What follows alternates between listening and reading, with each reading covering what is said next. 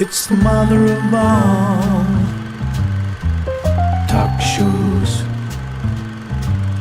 It's the mother of all talk shows. It's the mother of all talk shows. Go get 'em, George.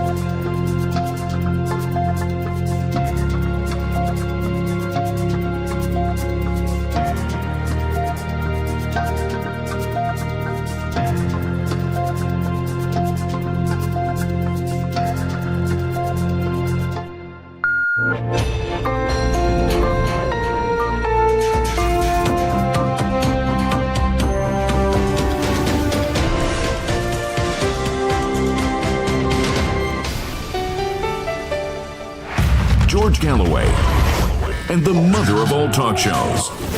Welcome to the Open University of the Airwaves with George Galloway. Welcome to the mother of all talk shows, live from Moscow. No sanctions are being broken in the course of this broadcast, Mr. Anti-Terrorism Police. I mention that because I know you're busy. You've got 93-year-old ladies to arrest for holding placards, and elderly former MPs and their good wives to detain for 9 hours at Gatwick Airport because they're returning from the World Youth Festival in Nizhny Novgorod, about which and it you have never heard before. Well, it's been quite a week. Donald Trump has promised to go in guns a-blazing, his words, not mine, to a country of 250 million people. That country is called Nigeria, for the geographically challenged in the Pentagon and in the United States political class.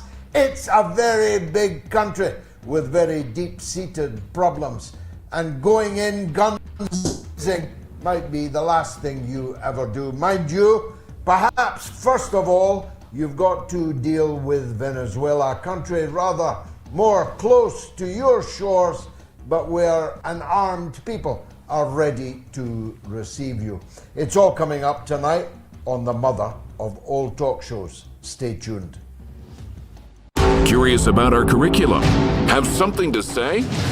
Then call us now to join the debate on the mother of all talk shows. The only education you can get for free.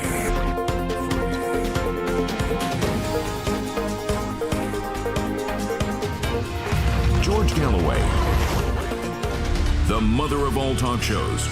With George Galloway, the world is our classroom, and you're welcome to sit in and join the seminar. Well, let's start with Britain, the tunnel of despair in which my own country is trapped, and the attempted mass murder of at least 10 people on a British train last evening, which was diverted by an heroic train driver to Huntingdon. And no one, mercifully, has yet lost their lives, although 9 people have life-threatening injuries. It turned out that it was not a terrorist attack. It was not a Muslim, and nobody shouted Allahu Akbar whilst the stabbing was continuing.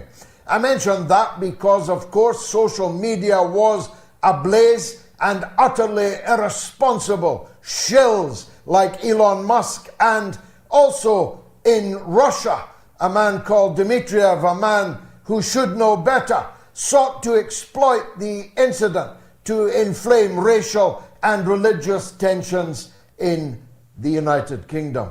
It wasn't a Muslim, and it wasn't two men. Therefore, it wasn't a conspiracy. It was one black British man who is now under arrest. We await details of just exactly what was going on that train.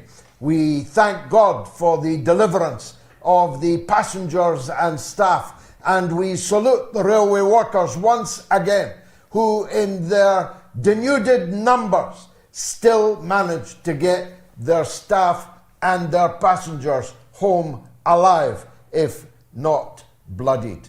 The truth is, we don't know what the motive of this individual was, but we do know that such things are happening even in rural England all the time. A white man called Corrigan, presumably of Irish extraction, on the same day was found guilty of murdering a Saudi national on a train in Cambridge. You don't need a black skin to be a maniac. You don't need a black skin or a Muslim faith to go rampaging with knives and sharp swords.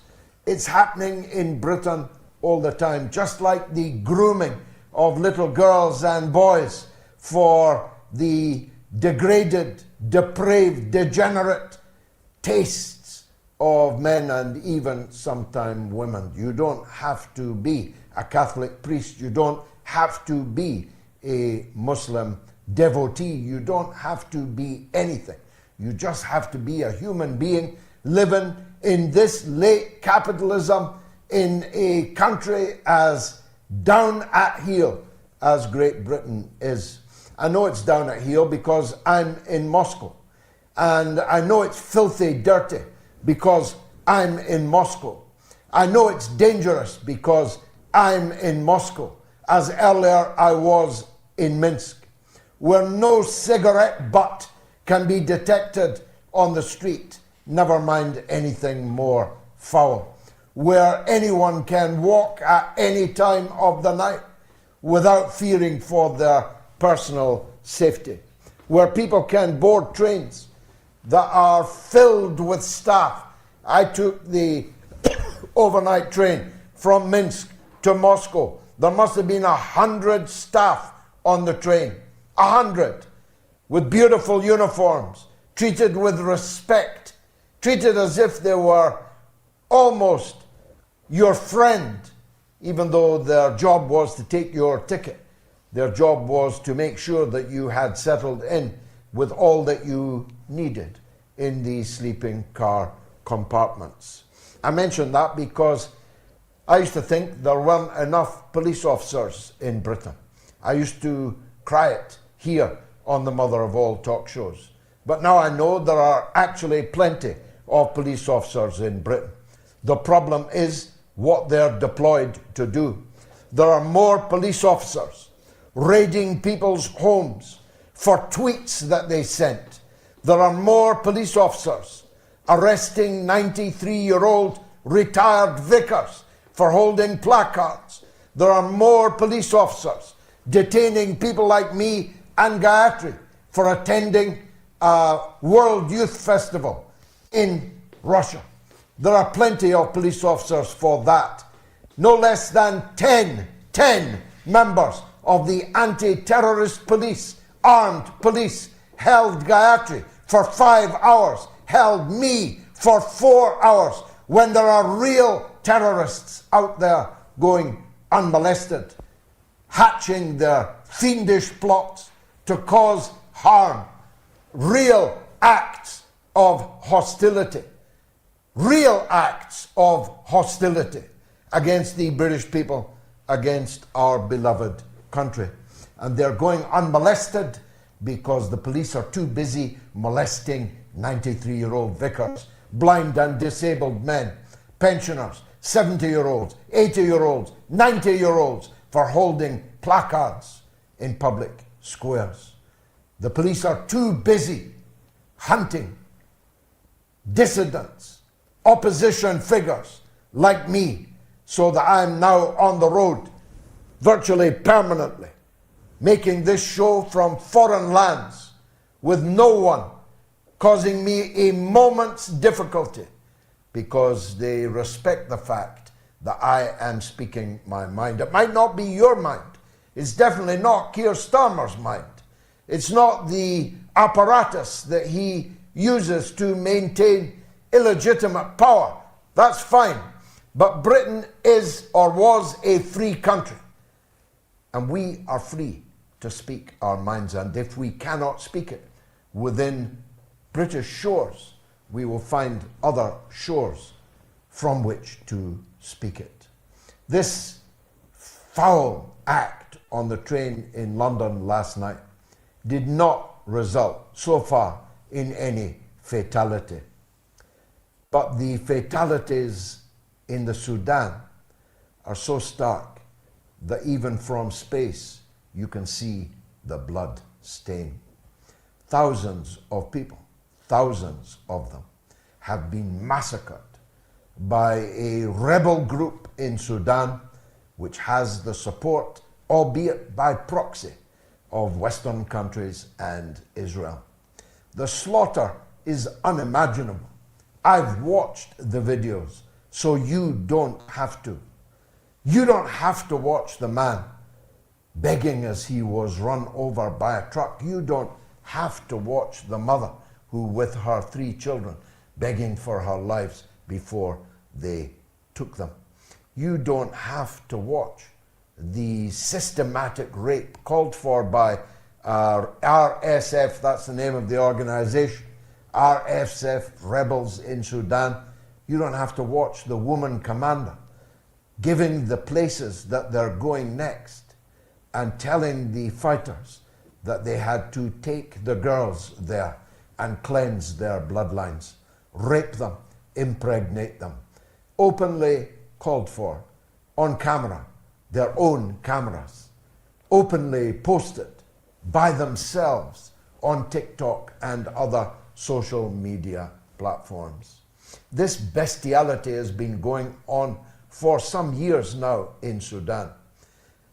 But the fact that it is supported to the nth degree by vast sums of money, vast amounts of weaponry and logistics, by close allies, the closest possible allies of the United States of America, makes a mockery of the latest pronunciamento later in the week by Donald Trump, who has not said a word about the mass slaughter in Sudan, that he's going in all guns blazing into Nigeria.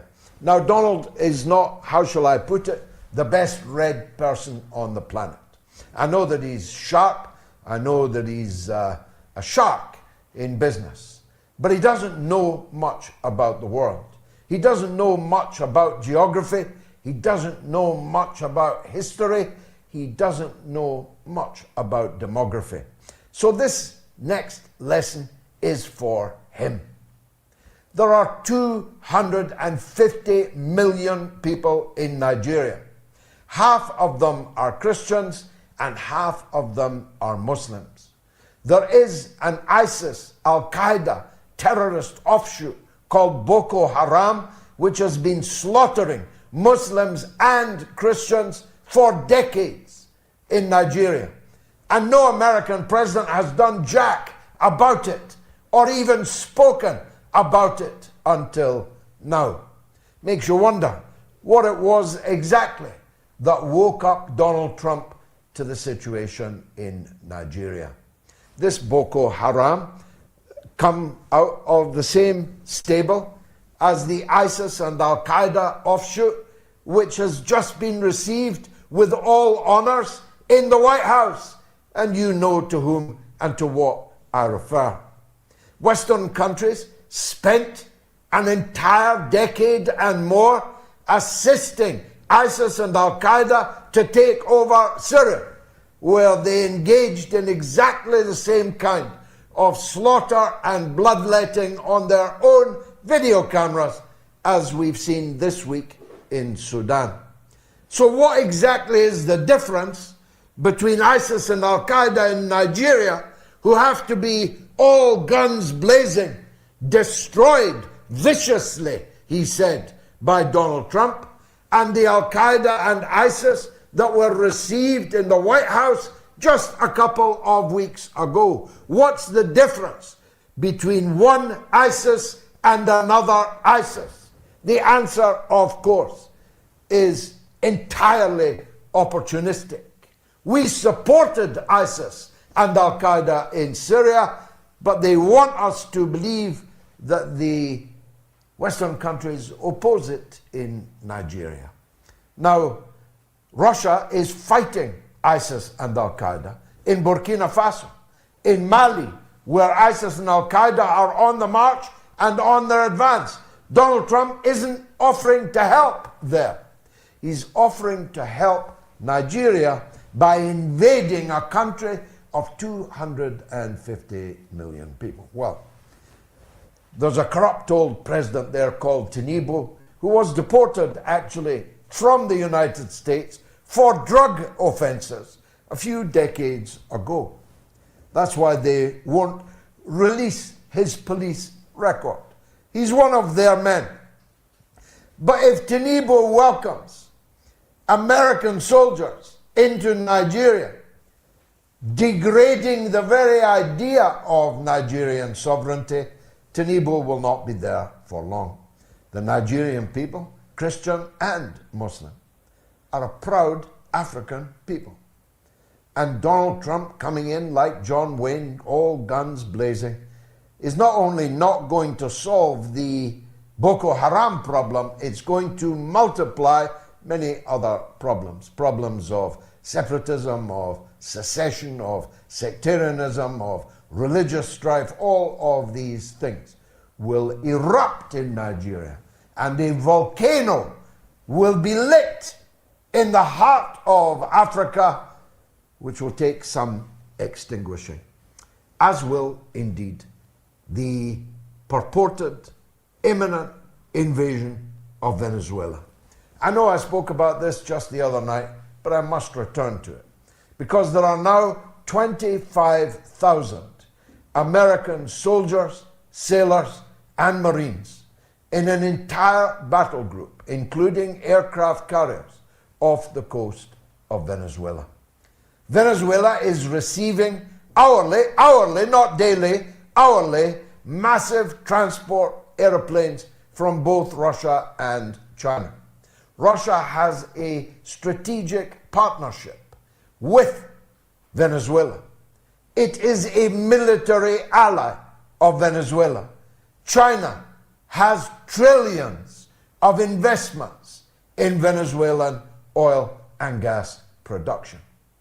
If Donald Trump thinks that 25,000 soldiers, sailors, and Marines is going to be enough to take over the vast country of Venezuela, almost a subcontinent in itself, then he's even more ignorant than I had supposed him to be. I don't know if he's going to do it. I don't know if it's all a bluff. But according to the American media, an attempt to overthrow the government of Venezuela and an invasion, land invasion. They've already invaded the seas of Venezuela. A land invasion of Venezuela is imminent.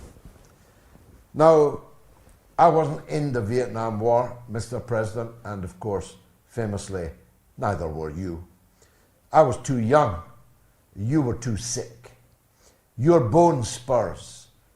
What are bone spurs anyway? They certainly didn't stop you playing golf and disco dancing right up until this minute, to the strains of YMCA, but they were serious enough. 4 times for you to avoid the draft to Vietnam. But I do know a lot about the Vietnam War, almost certainly more than you do, President Trump. I loved the Vietnamese people long before I ever knew that I would have children of my own that could easily be taken to be Vietnamese. I have crawled in the tunnels in Vietnam where the resistance, the Viet Cong and the North Vietnamese army crawled on their bellies only to pop up and take a terrific toll on American soldiers in the Vietnam War. 58,000 American soldiers died in the Vietnam War. Hundreds of thousands of American military personnel were maimed, wounded, many of them for the rest of their lives in the Vietnam War. Millions were psychologically destroyed, their lives unalterably changed by the experience, the horrific experience of the Vietnam War. Mr. President, I'm here to tell you, if you invade Venezuela, you are invading a Latin American Vietnam. It's all coming up on the mother of all talk shows. Stay tuned.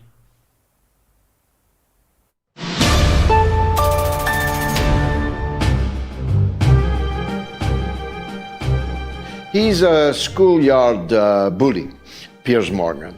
And he does have a big show, but then he has a big and plush and very well appointed studio. And he has a big and very well paid staff. He has a very big budget. He's an extremely wealthy man.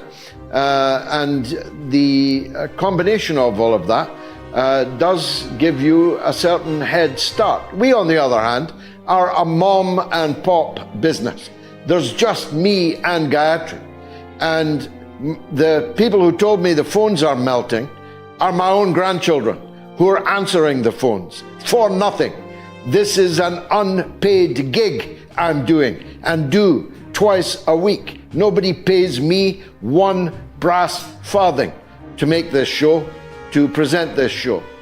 I'm not sure that Piers Morgan would tell you how much he makes.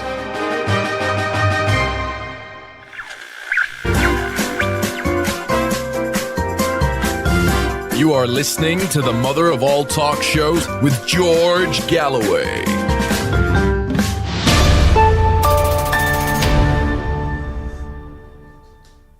Well, here's the poll for this evening. Will Trump shred the Constitution to stand for a third term? Yes or no? You can vote on my Telegram channel, t.me/George Galloway, on my X, on the YouTube community poll, on the YouTube stream. If you're watching us on the YouTube stream, please share it with all of your friends. Tell them that we are broadcasting at the highest level, live from Moscow right now, and that they should tune in. And don't forget to subscribe to my channel and give a thumbs up to the show. Only 4,000 people give it a thumbs up virtually every single week. That means that most of you, the vast majority of you who are watching, are not doing so. Please do it. It makes a difference to the algorithm. And please subscribe to the channel. Not even half of the people who watch the show on YouTube subscribe to my channel. That too will make a difference. Let's get 1 million subscribers. I tell you, that takes you to a different level. If you want to call the show, it's toll free in the US and Canada. +1 844 944 3344. It's free of charge in Britain and Ireland. 0808 196 5522. And the worldwide number is 0044 203 966 2625. Now, who better than Mosaab Baba, a Sudan researcher, to talk to us about the horrific events unfolding still in Sudan? And he may be able to tell me something about Nigeria too. Mosaab, very big welcome to you. For the first time, I think, to the mother of all talk shows. Very good to see you. Let's start, if we may, with Sudan. What is happening there and why? Thank you very much, George. It's a pleasure to be with you on the show. Sudan has had a long cycle of wars, and basically the main kind of arc of history that kind of caused these wars was Sudan's kind of, a victim of geography, but also being kind of at the front lines between, the global south and the global north. That was kind of the classical view of Sudan, that conflict between the east and the west, and Sudan kind of being caught in the middle. Back in the late 70s, there was a switch, that coincided with the introduction of kind of the neoliberal era of empire, and Sudanese leaders have had to toe that line between, the U.S. policy and empire's policy and looking elsewhere for allies. This changed when the Bashir regime came, and they tried to put on a facade of being independent, even though they were still working with the World Bank and everything. And before them, of course, Nimeri was pretty much, the U.S. man in the region. But this then caused a lot of problems within Sudan, because these were autocratic regimes, but also ideological. It's a very Arab-centric, government from the Bashir days. This then, the reason South Sudan had such a long war is because they didn't want to be second-class citizens. This kind of spread then into the rest of Sudan, to the Nuba Mountains, into Darfur, where you started seeing rebellions happen because of the marginalization, because of the status as being second-class citizens. But a lot of this was in lockstep with kind of the larger U.S. policy. If you remember, in the late 90s, Sudan was on the list of the 7 countries in 5 years. So that created even more pressure on the Bashir regime. And, they kind of forced South Sudan, and a lot of it was by South Sudanese, declaring their own independence. But it was also kind of pushed by Western countries to separate Sudan. The problems never got solved. People remember the Darfur war in the 2000s, and people wonder kind of what happened to it, because there was, the Save Darfur movement, and it was, a little bit astroturfed, but the sentiment was real, the war was real, and the genocide was real at the time. But it was never resolved. There was no accountability. The ICC, of course, indicted Bashir and everything, but it was just, something to keep him more as a liability rather than actually solving the problem itself. But essentially, during the Darfur war in the 2000s, the Janjaweed won the war because they had the support of the central government, and Bashir and the NCP and SAF actually incubated them. What made the problem even compounded was now how many foreign actors were actually supporting the RSF. So the European Union, in order to quell migration, actually did the Khartoum process in 2014 or 2015, and basically funneled arms and supplies to the RSF through the central government in Khartoum. So now you have this militia that was created by the Bashir regime and incubated by them, now strengthened by the European Union. The European Union say that they didn't support the RSF directly, but they supported the Bashir regime, which had the RSF as its main ground force in Darfur and all western points in Sudan. The Yemen war was also a huge problem because it started militarizing not only within the RSF, but also the official army. The Yemen war was seen as a cash cow for the most impoverished areas in Sudan. And basically, it made the RSF grow exponentially.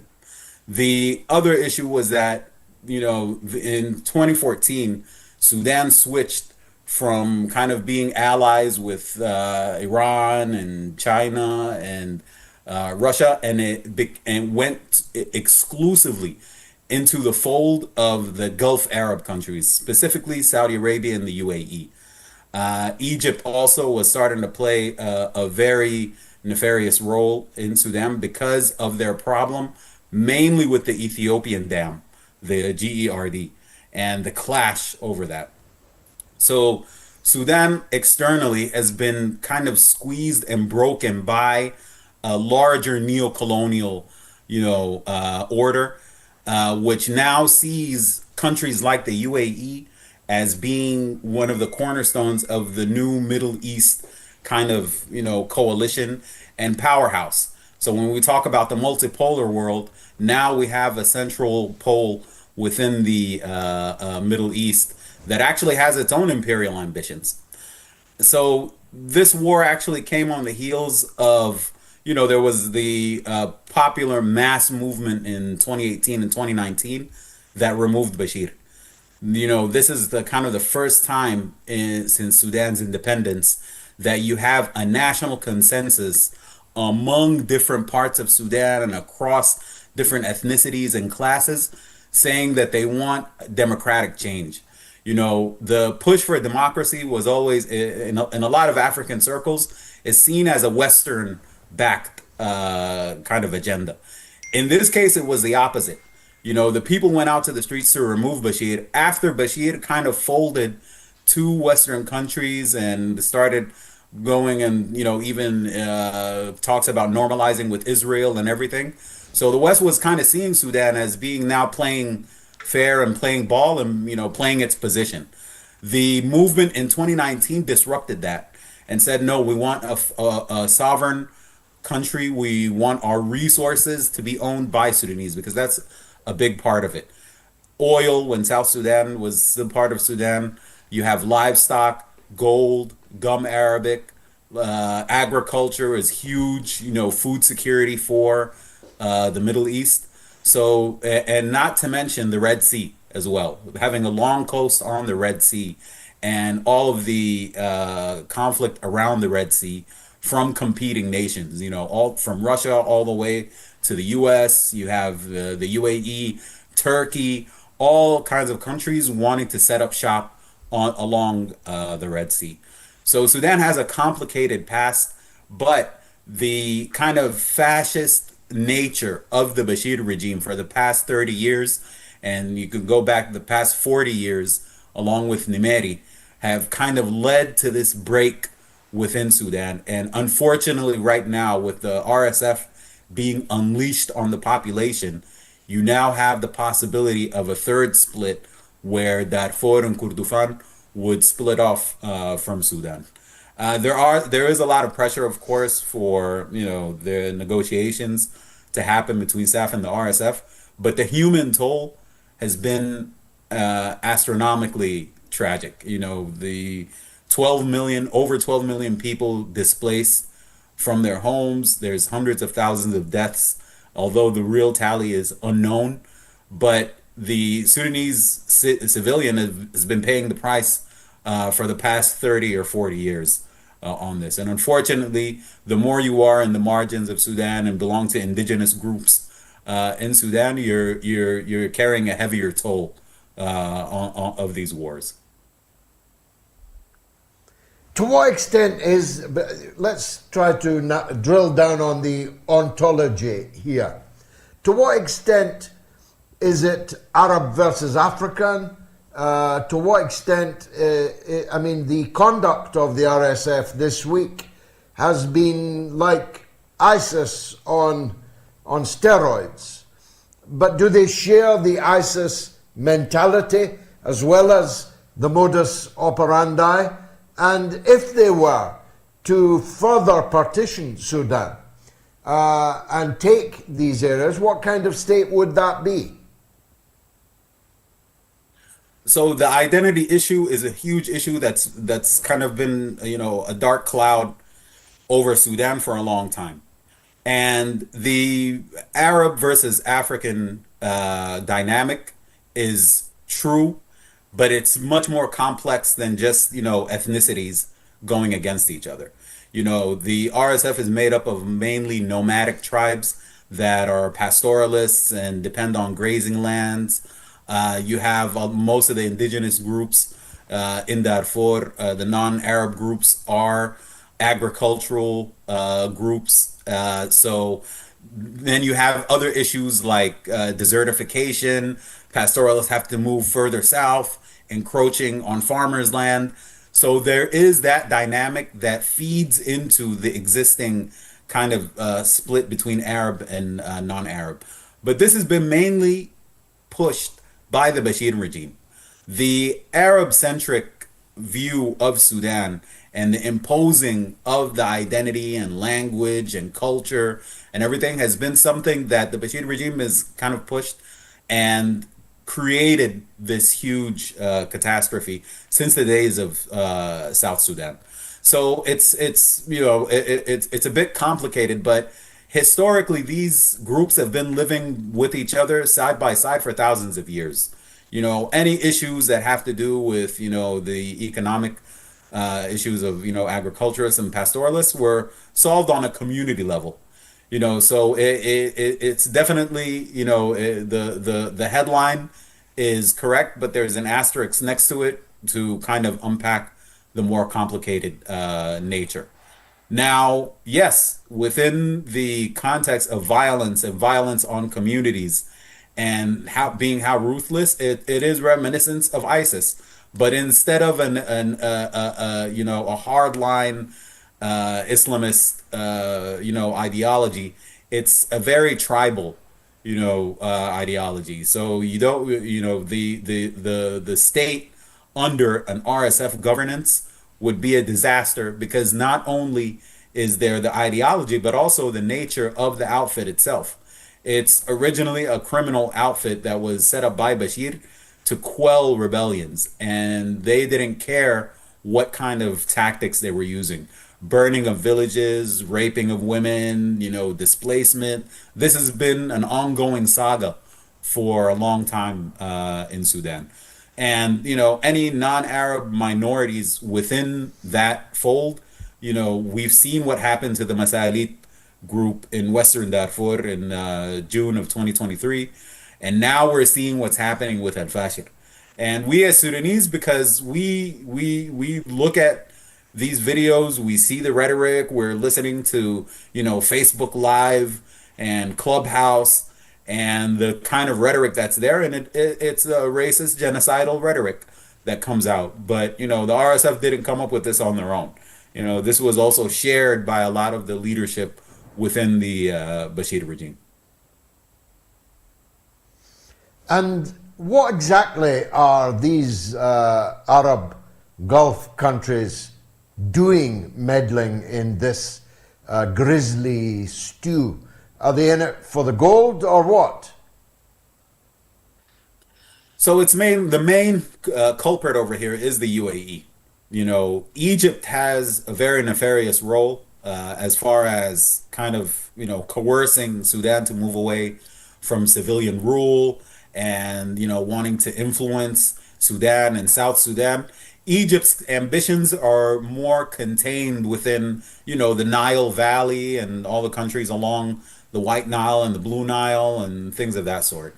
But the UAE has a bigger footprint. The UAE is truly the scarier ambitions, because it's not just Sudan. It's Sudan, it's South Sudan, it's Chad, it's their relationship with Addis Ababa and Ethiopia. It's working with countries like Kenya and Uganda, working with factions within Somalia, for example, supporting Puntland and Somaliland, and kind of encouraging their kind of self-determination. So they're really playing a bigger role in Africa to kind of divide and conquer and gain access to a lot of resources. They're involved in the Congo as well. When you go around on the continent, you're going to see those UAE fingerprints in a lot of countries, unfortunately. And I think it's because there's a void that's been left. African countries usually used to look at the East and the West. They used to look at the US and European countries for partnerships, for funding, for, these kind of issues. And they used to look to the East for partnerships as well. Classically, back in the days with the USSR, but now, with China. And now it seems like the military world order from the West, it's retracting. So this creates some kind of space within the continent for other so-called partners to come in. So the UAE kind of recognized this, and to what extent this is coordinated between them and Washington and Tel Aviv is also a question mark. But we know that there's a very strong connection there. Even when you look at 2023 and 2024, when Netanyahu would come to the UN, he would have this map of the new Middle East, where he would include the Gulf countries, Egypt, and Sudan exclusively. And this kind of goes in line with pressuring Sudan, Washington pressuring Sudan to join the Abraham Accords, for example. So the UAE is not doing this as a rogue state by itself.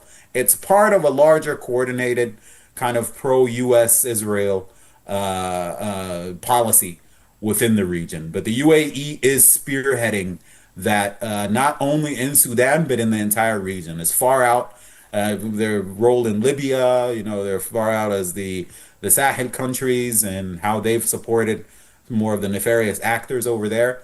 So it's a huge problem, but we're used to the classic look of imperialism, but we kind of need to, switch our view a little bit to start looking at who are the new actors in this neo-colonial order on the continent.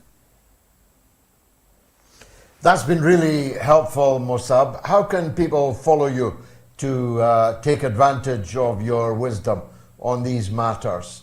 Are you on social media? How can people help your work? Well, there's my previous colleagues at the Iron Network. I think that's, I was working there for a long time, and that's kind of the best repository of reporting and coverage from the ground on Sudan. So it's 3ayin.com. That's Iron Network. And yeah, I would push people towards that, and really appreciate this opportunity. George, I'm a fan of the show, and thank you for giving some attention to this huge tragedy that we have. The thanks are all due to you. You've cleared up many things. Thanks very much for joining us on the mother of all talk shows. I hope we get the chance to talk again. Mosaab Baba, terrific young man. Will Trump shred the Constitution to stand for the third term? Well, most of you seem to think he will, about 2/3. And 18,000 people have voted. Get your vote in. Let me take a quick break, and then your calls right up until the hour. Stay tuned.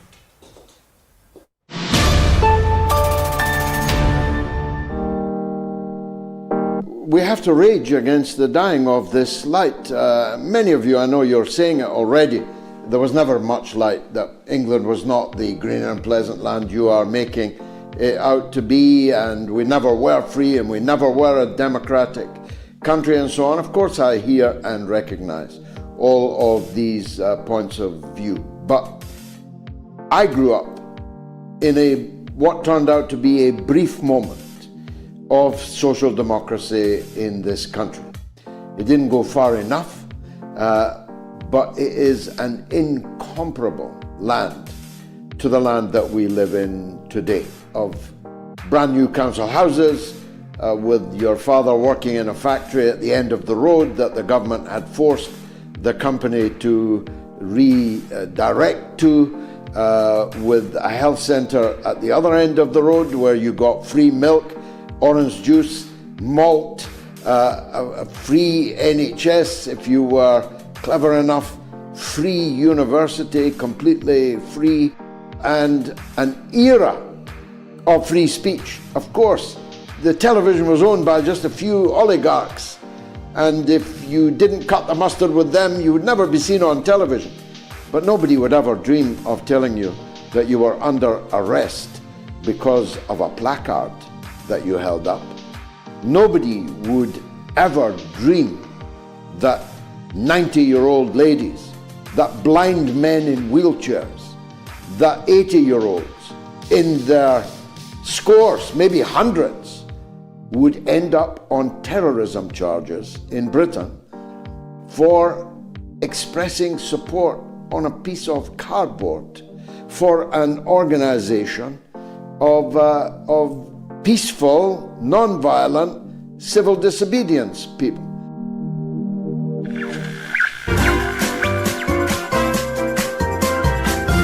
You are listening to the mother of all talk shows with George Galloway.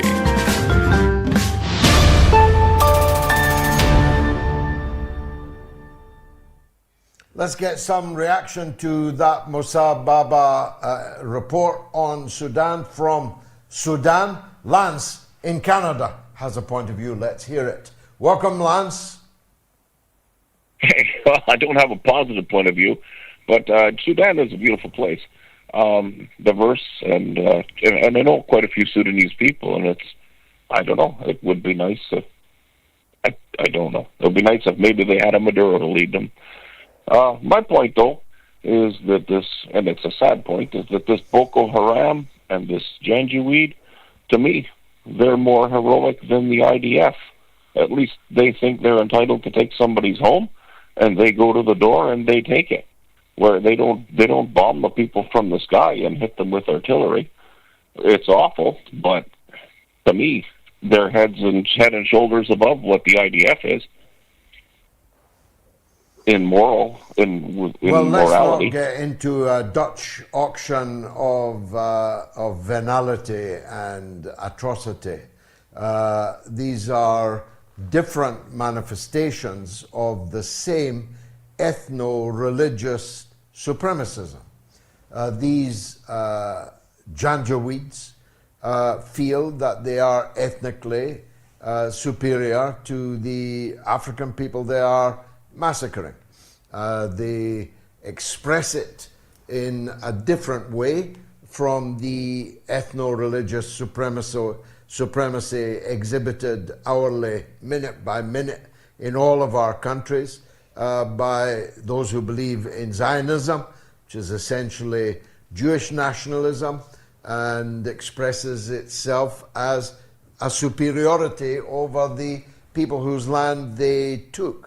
In the case of Boko Haram, this is a nihilistic, fanatic sect that has been kidnapping people and murdering people in huge numbers, Muslim and Christian, for decades. And no American president has ever expressed any interest in going in guns blazing to deal with it. And of course, them going in guns blazing would be probably the worst thing that they would ever do, because as Mali is finding, and as the US itself found in Afghanistan, when you are fighting such a foe and you've traveled thousands of miles to do it, your chances of emerging victorious are exceedingly slim.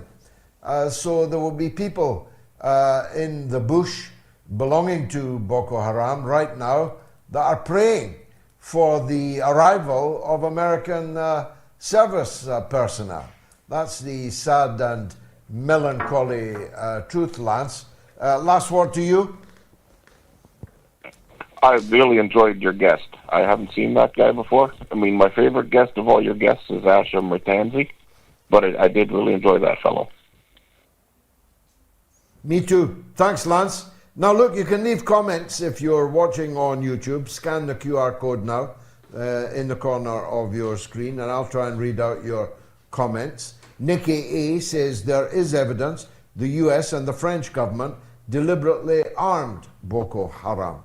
Corn 22 says British weapons being sold to the UAE, used in Sudan, who back the RSF. Recently as last year, the UK signed arms licenses with the UAE, knowing its weapons had been used to commit war crimes. And Kylo1KO says, isn't it strange, George, that all of the countries Trump wants to go to war with are all oil-rich countries? Iran, Venezuela, and now Nigeria. It's a fight for oil. And Casey says it's very useful getting the broader background into the Sudan crisis. Great guest. And Shaheen Shahi says UAE gold thieves are to blame. Let's take another call. Sean in California on arms control. Go ahead, Sean. A most pleasant good morning to you, George. You are much loved in America by many people. I'm calling from California. Thank you. I just want to say a quick word to you how honorable, and you are like a universal statesman to us. You speak truth. You're a defender of orphans, widows, the poor, and the underprivileged. And God smiles on your work, George, and on your life. So God bless you so richly. Thank you, sir. I just want to say, George, I'm going to, it's so true, and whenever I get the little indication that MOATS is on, I drop everything else, and I press that little rumble button and come right to George, no matter what's going on. So you're central in our day, and we so adore you and your work, sir. May I say, thank you. My main issue, and the only thing I want to talk about, is the most central issue to the human race right now, which is we must stop the building, engineering, and development of weapons of mass murder and missiles of misery. We must absolutely stop it. We must stop these wars. We must become an interstellar civilization. We must go to the calling of God Almighty and ascend to a place of a higher relationship with the divine. We must simply stop the wars. I have a suggestion for you and your audience, sir. Please take this into account. We must have a one-day boycott. We must close all the stock markets in one day. We must stop buying everything on that one day. We must send a message to our leaders. You must stop these wars, not tomorrow, today. And I mean immediately. And we are calling on you to do that, or you're going to be out of power, and we're going to take over and put leaders who will stop the wars, stop the building. This is insanity, George. We cannot be building weapons of mass destruction and killing each other. This is completely unacceptable by any standard of humanity. I'm into that, Sean. And of course, Donald Trump has just announced that the United States is going to resume nuclear testing. And it's really good that you have called on this subject, because not many people do. In the 1980s, when the world was a dangerous place, but not as dangerous as it is now, there were mass movements, really mass movements of millions of people across Europe and across North America about the nuclear escalation that Ronald Reagan had triggered by the sighting of cruise missiles and Pershing missiles in Europe, which was taken by the then Soviet bloc as a precursor, harbinger of nuclear war. And they responded, and the world seemed to teeter on the brink of nuclear conflagration. And it was very dangerous, but at least we weren't lonely, you and me, in talking about it. There are no demonstrations, none, in Britain or in Europe or in North America about the danger of nuclear war. There are demonstrations by the thousand, I'm glad to say, about Gaza, but none about the fact that the START talks have stopped, they will not resume, and that Russia and China and the United States are now engaged in an arms race driven by the American administration and its conduct throughout the world. I mean, why is North Korea not being invaded? Because it has nuclear weapons.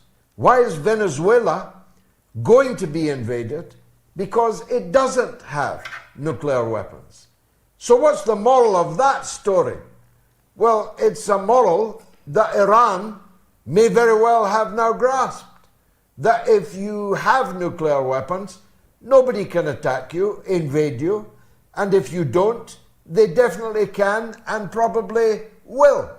So this issue of weapons of mass destruction, particularly the ultimate weapons of thermonuclear, hypersonic weapons that will turn us all to ash in minutes, is the greatest issue of our time. And yet, you can't get the left to talk about it because they're supporting NATO in Europe and in North America. And you can't get the right to talk about it because, well, they, in general, believe in the hegemony of the United States. So you can hardly get anybody to talk about it, except thee and me, Sean in California. Thank you very much for making that call. Now, a big thanks to this week's top donors who visited the MOATS.tv website: Mark Blocker, Atak Erenler, David Hudson, Henry Watson, and Paul Peterson. Thank you very much, all of you, for your extraordinary generosity. And thanks to everyone who is going to visit MOATS.tv later this evening and make their donation. Let's stay in the United States, go to Texas, where Michael has some ideas about how we can protest. Michael, welcome. Thank you, George. To follow up on the conversation, can you hear me, George? Yes, the whole world is listening. On you go, Mike. Oh, okay. I was out of sync there. I'm looking at the TV, but I have the sound turned off. Okay.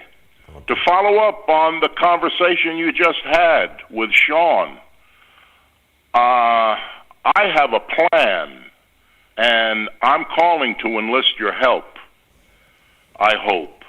Okay. So, the last time I called was 1 year ago, and since then, things have gotten much worse, and I don't have to tell you that. I'm just watching it. You and your family are living it. Last year, I rattled off a list of books by experts and scholars on economic protests that go beyond boycotts and strikes.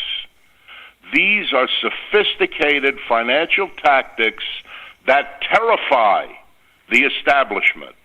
The beauty is they're all simple, legal, time-tested, and proven effective. Today, with our computers, these tactics can be used anonymously without even leaving home. What's needed is leadership and instruction. Activists who have organized millions of people to hit the streets and carry signs can organize protests like these. You have access to these organizing leaders. I don't. My hope is that you'll interview them and ask why they're not using these tactics. Then ask your colleagues with platforms like yours to do likewise. George, please, if you let me know where to mail them, I'll send you the books so you can see for yourself. Well, look, I'm always in the business of new forms of protest, mainly because our traditional forms of protest are not achieving the desired results. That doesn't mean they're not worth doing. Sometimes they're the only thing that we feel that we can do and we must do. If you're a believer like me, you know that you're going to be asked on the judgment day what you did. And even if what you did proved ineffective, the fact that you did it is to your credit. But if there are other tactics that can be employed, as you say, that will have better results, then I'm definitely in the business of hearing them and amplifying them. If I agree, give us a taster, Michael, of what these methods are. Well,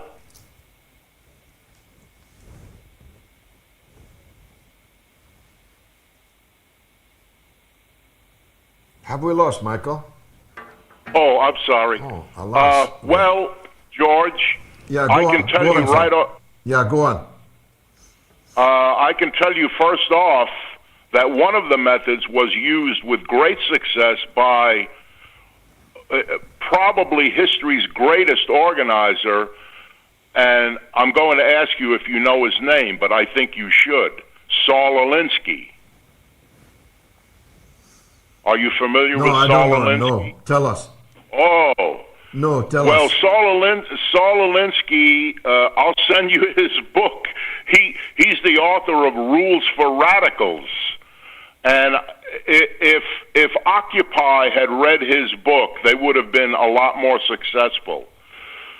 There's another book I have of methods that have been used by large organizations like unions, churches, to use their financial clout to bring the system to do the right thing. Can you imagine, with its wealth, the Catholic Church literally has more money than God?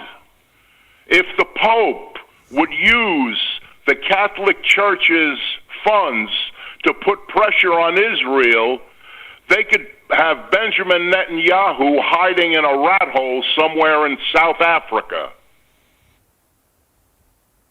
He wouldn't last long in South Africa, but I'm getting your drift, and if you leave your coordinates with my colleagues on the other side of this screen, we'll definitely be in touch, Michael, for a deeper exploration of these. But first I have to tell you about the podcast this week. Is in the top 5 for politics in Oman, Gambia, Lebanon, and Belize. How about that? And the top 10 in Greece, Malaysia, and Pakistan. Very, very glad to hear it. You can download the MOATS podcast by just scanning that QR code in the corner of your screen now. Now, let me take a break because one of our best ever guests, Chris Hedges, he's up next, right after this break. Stay tuned.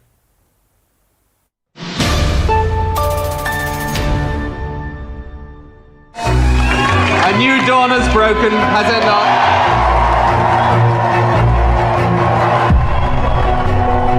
He had that Clinton thing. His eyes were round and big and smiley, and he was very charming. He became this incredible pop idol kind of prime minister. I think most people who have dealt with me think I'm a pretty straight sort of guy, and I am. New Labour was backed by the most powerful media interests because they realised he was representing them. He was caught red-handed trading policy in return for hard cash from a businessman.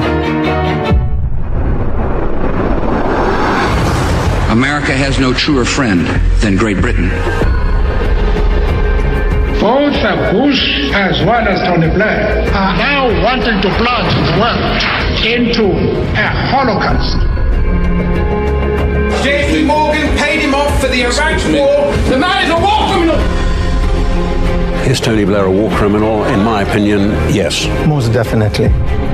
The pursuit of money has become the dominant theme in your life. All these relationships are, in most people's estimation, corrupt relationships. No previous Labour Prime Minister has behaved in this shameful, money-grubbing way. How do you sleep at night? You know, it's that. It's as a person.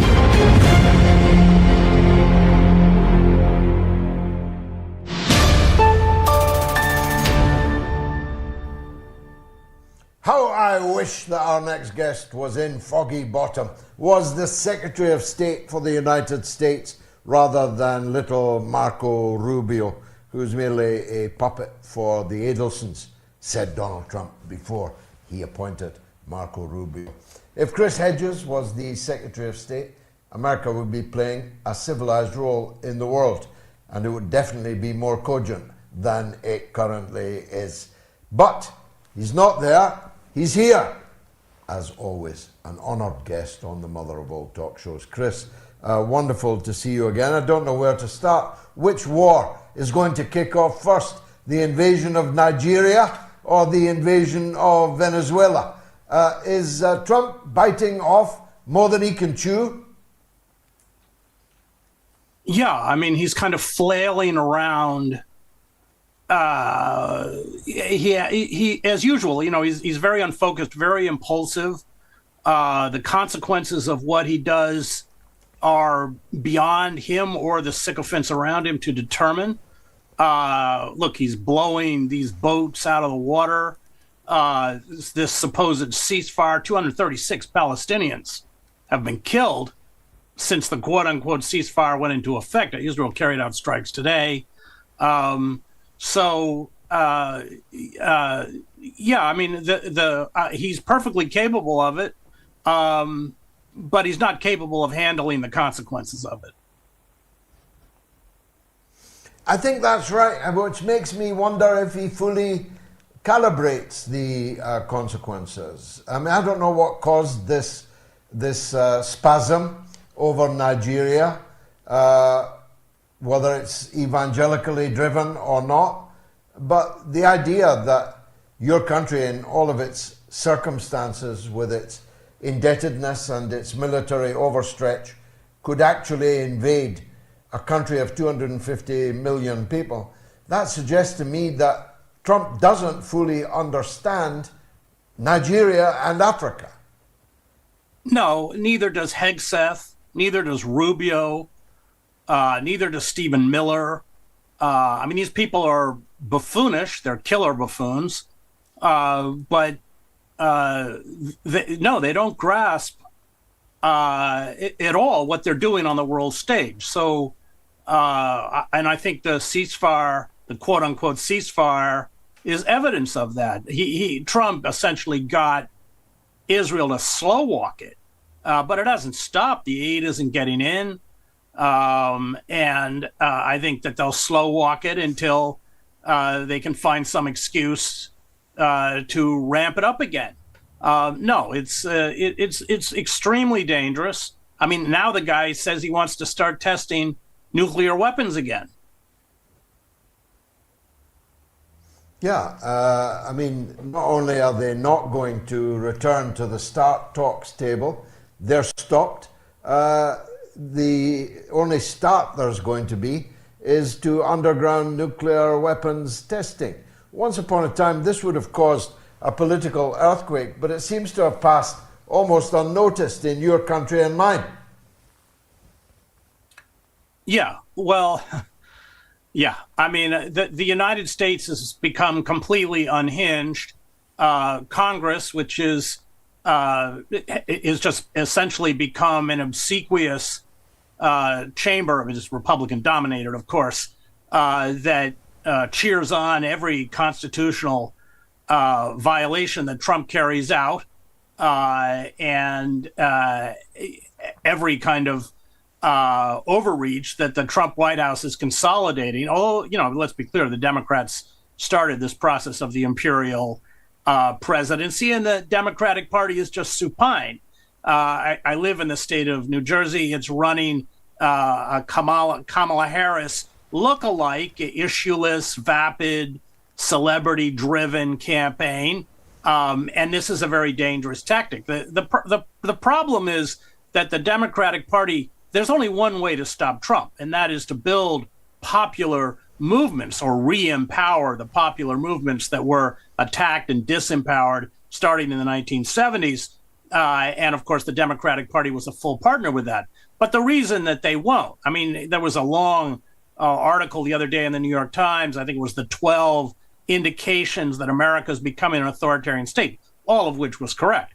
But the problem was that the New York Times, like all of these liberal institutions, will not embrace the only tactic that can bring Trump down, and that is mass mobilization, because it would bring a discredited or a bankrupt liberal elite down with Trump. And they would rather remain in their privileged positions of status than empower a movement that will remove them as well. And that, in essence, just makes them full partners in our emerging police state.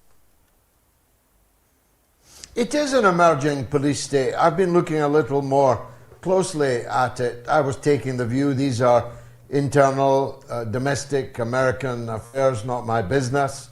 But I've started to look at the situation on the ground in the United States, and I'm thinking, for example, I don't know how the World Cup can possibly go to the United States next year, given the disorder on the streets, the militarization of policing on the streets, and the naked racism that is on parade every day from the government of the United States. I don't know how you get to run the World Cup in those circumstances. Right. Well, he's going to reduce legal immigrants to 7,500 a year, and he's going to draw them from the white population of South Africa. It is so nakedly white supremacist. He has removed a series of people who had senior positions, especially in the military, who are either women or of color. It's and then of course we're all supposed to kneel and genuflect before Charlie Kirk. In fact, you're punished. You can't even get in the country if you've tweeted something out that criticizes Kirk's open racism, homophobia, Islamophobia, misogyny. No, we're in big trouble. But what, of course, is so frightening is that there are no institutions, and including the Democratic Party, that are pushing back. They are just capitulating right and left. We now have one of the major networks turned over to not only an arch Zionist, Bari Weiss and Larry Ellison, or I guess his son David is technically running it, but they're about to buy up TikTok and probably CNN. And what's going to happen? Well, we know what's going to happen. That will suppress the content that has exposed Israel for the genocidal state that it is and for the crimes that it has committed in Gaza. But they know nobody's buying, the Israel Hasbara or propaganda anymore. And so they will use those platforms to demonize and slander Muslims. So it'll be a policy of fear. And on every aspect, this country is kind of withering away, calcifying. The creation of these goons, ICE, and building of, and let's call them what they are, concentration camps. You look at what happened in Chicago, where they descended from helicopters and terrorized. firing stun grenades and everything else in this apartment building. There's no difference between that and a night raid in Fallujah. And it's Thucydides' great adage about the death of Athenian democracy, that the tyranny Athens imposed on others, it finally imposed on itself. And that's precisely what's happening here. There once was, you were a part of it. You're a Pulitzer Prize winner. You're the Middle East bureau chief for the New York Times. There once were bastions of, let's call them liberal democracy in the American media. We now have a media which is dominated by Elon Musk, who's the top dog, and Rupert Murdoch, who's probably the second, and the Ellisons. They're going to own virtually all of the historic architecture of the American media, with the liberals of the New York Times flailing ineffectually against the dying of the light. Yeah, and let's be clear, Trump is suing the New York Times. I think it's for $115 million. So, they're flailing in the sense that they recognize the problem, but they refuse to embrace the only remedy that we have because they're culpable. They're culpable in creating Trump. NAFTA was pushed through by Clinton, Democratic president, and ended up with 30 million mass layoffs courtesy of deindustrialization. This is what created Trump. and the liberal class neutered itself by descending into woke politics and virtue signaling, kind of looking down on those Hillary Clinton called deplorables, and forgetting that this was a class war, one that we were losing, and they took the wrong side.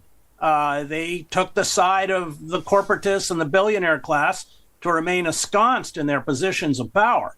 And so they are rightly hated by large segments, especially the working class of the country, for that betrayal. And their only response at this point, it's absolutely visionless. Their only response is to say, we're not Trump. And that isn't going to work. It's a losing formula. And then you have all the gerrymandering, because Trump and the Republican Party, gerrymandering is when you redistrict to make sure that Republicans retain control, and Democrats, there's a slew of states where this has been carried out to essentially prevent the Democratic Party even from contesting this election, and seeing the Republicans, which have completely surrendered, of course, to Trump. They don't even function as a legislative body to ensure a continuation of this assault. And then we have Trump running around talking about a third term. And I can assure you, as Steve Bannon pointed out, he's not joking. No, he's not joking. And we're running a poll on it this very evening, and most people think he is going to try and do it.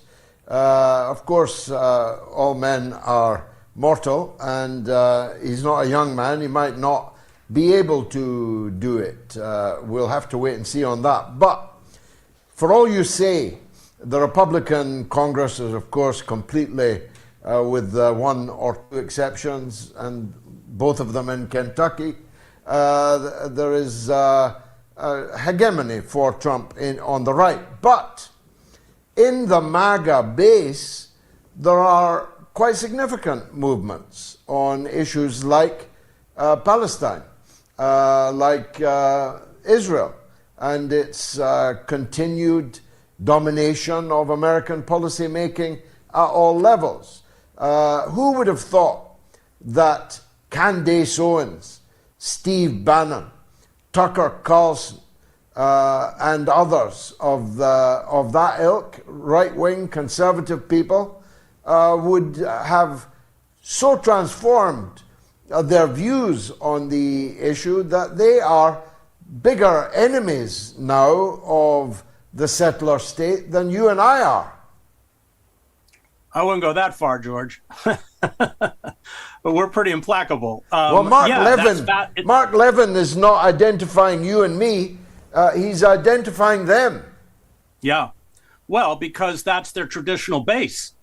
There's always been some dissent, certainly within the base of the Democratic Party. 75% of registered Democrats during the last presidential campaign called for the cessation of arms shipments to Israel.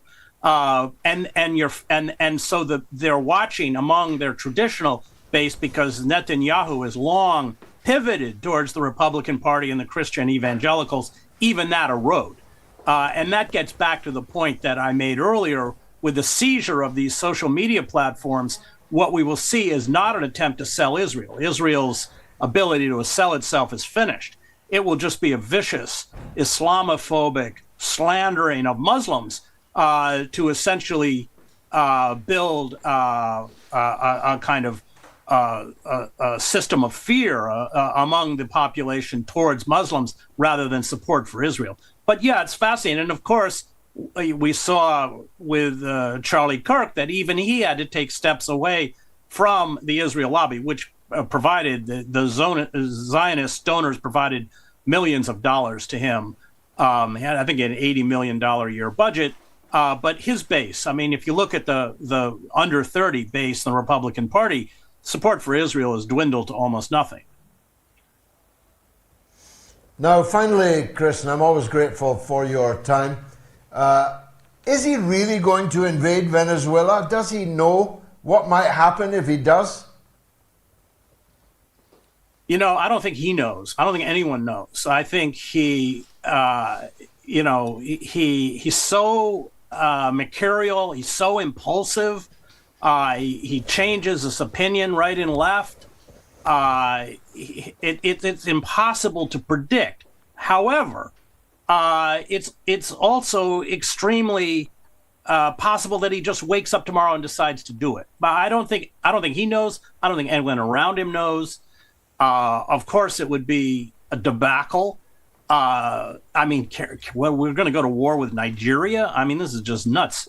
But I'm not in Washington. I'm not reporting on it. But my guess is we won't know until he has some knee-jerk decision. The Venezuelans will fight, won't they? Yeah, of course. I mean, no, this would just be a quagmire, an utter debacle. I mean, my guess is that he'd bomb them.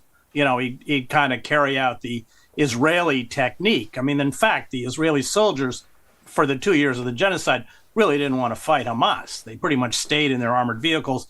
That's why the Palestinians called them and they were all wearing diapers. So they call them the diaper army because they, in a safe area, they leave piles of all of their diapers.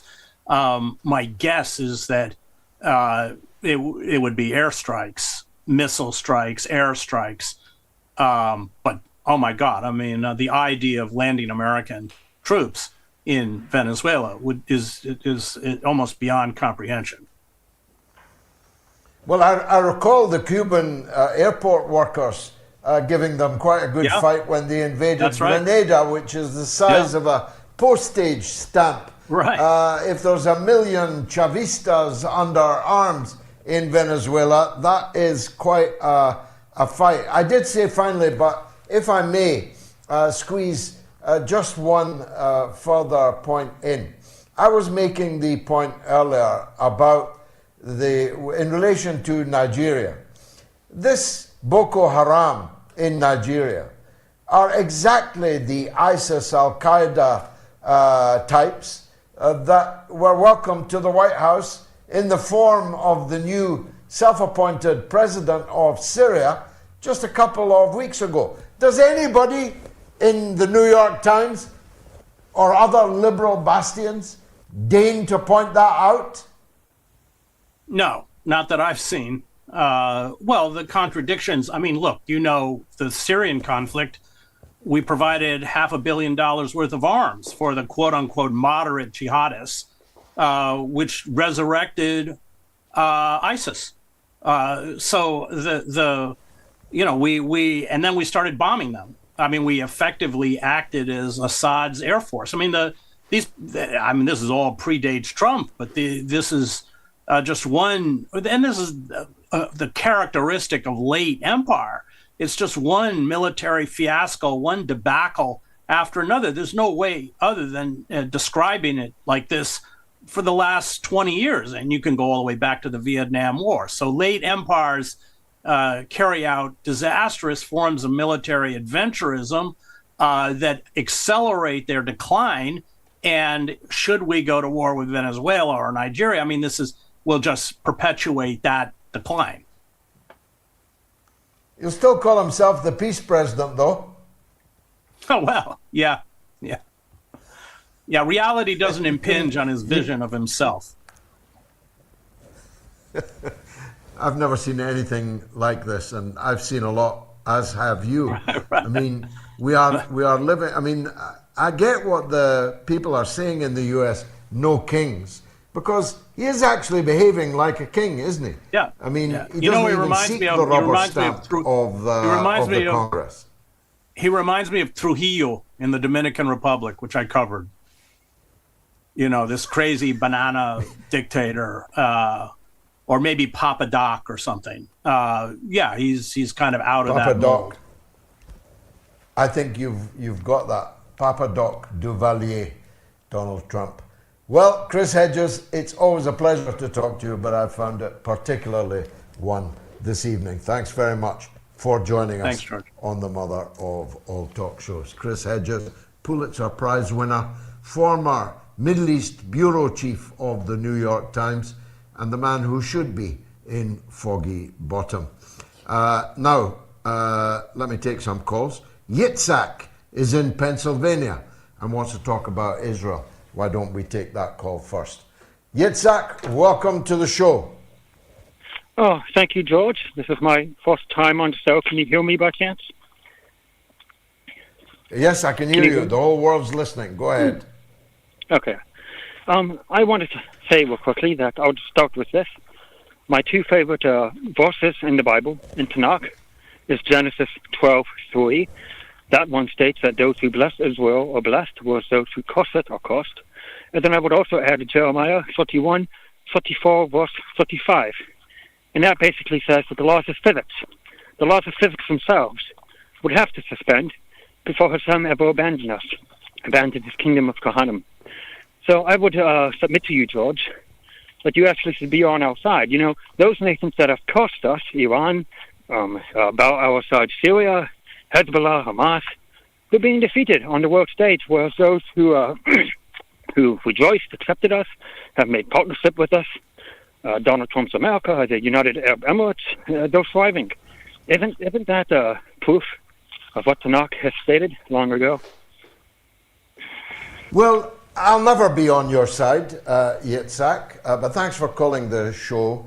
If I had been on your side, I might have gone far, but I could never be on your side because you represent evil, and I will always strive to be on the side of Jesus. I know that you don't believe in Jesus. In fact, you believe that he's boiling in a pit of his own excrement, and you believe that his mother, Holy Mary, was a prostitute, and that his father was a Roman soldier. I know that you hate Jesus such that you spit upon the Christian people when they are encountered in the old city of Jerusalem. Don't deny it, because I have felt the spittle, and numerous photographs and video testify to what Ben Gvir called the old Jewish tradition of spitting on Christians, whether priests or pilgrims, or on the doors of churches. So I believe in Jesus, don't you understand? I believe that Jesus is the Messiah.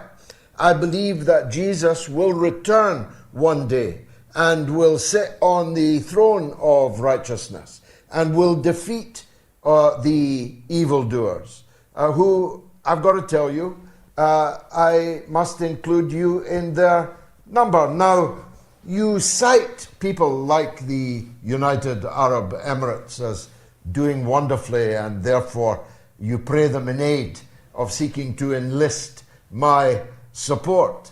But I spit upon them, you see. And if I did not do so heartily enough, well, watching what happened in Sudan with their proxy army, the RSF, which is your proxy army also, then I do so more heartily now. You see, your problem with me is this. I want nothing from you. Nothing. And nothing that matters to me can be taken away by you. Even my life, I care nothing for this life. I look forward to the judgment day. I've lived a long life. I've spoken a lot of words. I've written a lot of words. I have begotten many children, and they have begun to beget many children of their own. I will live when I die.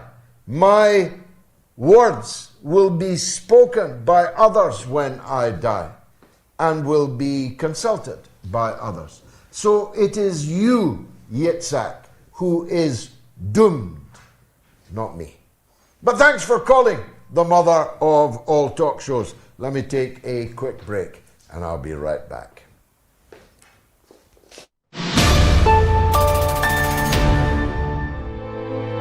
Donald, what would you like to say? Well, hi, George. I hope I can keep myself relevant because of my blood pressure, which goes up when considering that they're insulting my intelligence, in particular in regards to the Gaza situation. situation, to say it lightly. You know, I mean, it is ridiculous how these things are characterized, particularly in the people's minds of who's right and who's wrong and who's on the best side of history, as terrorists. What is this? Is absolutely insult to the intelligence of anybody in the right thinking human being. It is. But we have to face something, Donald. You are an exception in Copenhagen. I never watch or listen to mainstream news or read it. But today, for some reason, I heard the global newsroom hourly news bulletin. And it was as different a perspective as you and I could possibly imagine. And the parallel universe that we are living in. Admittedly, more and more of our society is finding its news and its analysis in places like this, the mother of all talk shows, and other similar events.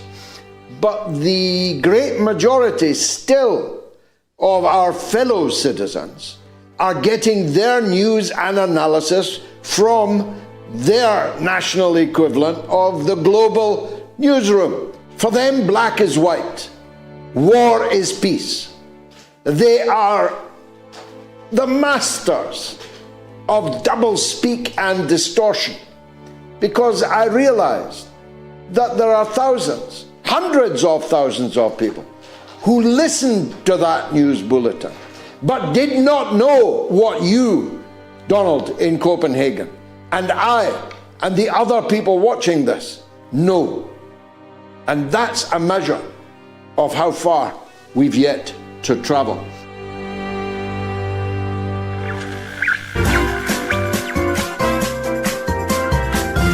You are listening to the mother of all talk shows with George Galloway.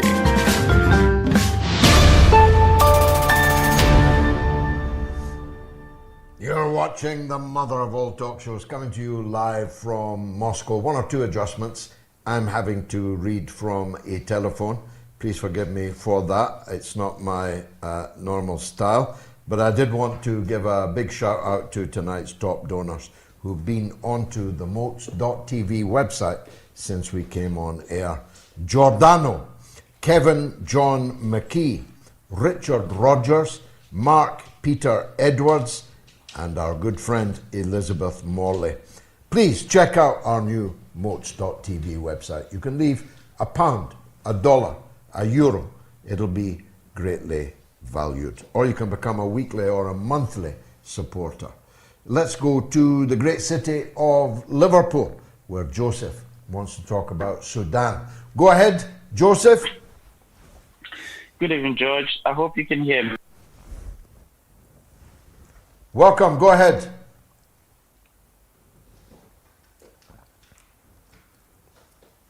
Oh, what a pity. Let's try and get Joseph back. Meanwhile, comments, Kimberly Jones. The MOATS vote if Donald Trump lives that long, because I don't think his health is very good right now. And we're seeing a lot of the Veep lately. Well, we are, aren't we? We saw that Hollywood embrace of the recently widowed Mrs. Kirk and the Vice President.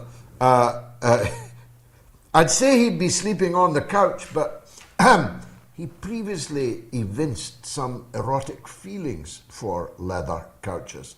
So that might not be the punishment that Mrs. Vance imagined. Abiola Akinyemi says for all his failings, he will not do irreparable damage to their constitution. Besides, he is 78. Where is he going to get the energy to run the powers that be want to do another autopen saga? Well, it worked the last time.